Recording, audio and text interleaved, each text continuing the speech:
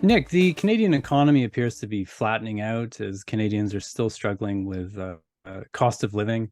You've been tracking the economic mood of Canadians and how optimistic they are, especially about their personal finances. What have you learned? Dour. They're Michael Dour. They're very pessimistic.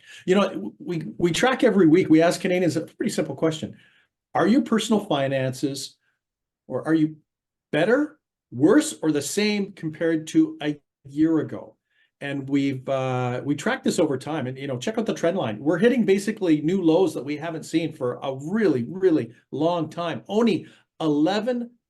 That's 1 out of every 10 Canadians believe that or say that their personal finances are better off today than a year ago. That compares to 50% who report that they are worse off today than a year ago.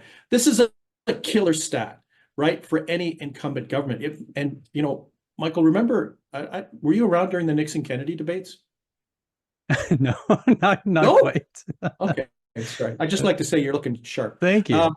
Neither was I. But in the famous Nixon-Kennedy debates, John F. Kennedy said, "Are you better off now than you were 4 years ago?" And he said, "If the answer is no, then it's time for a change." And it's pretty clear right now that Canadians believe that they're worse off now than they have been, at least for the last 10 years, coincidentally, the same period that the Liberals have been in power.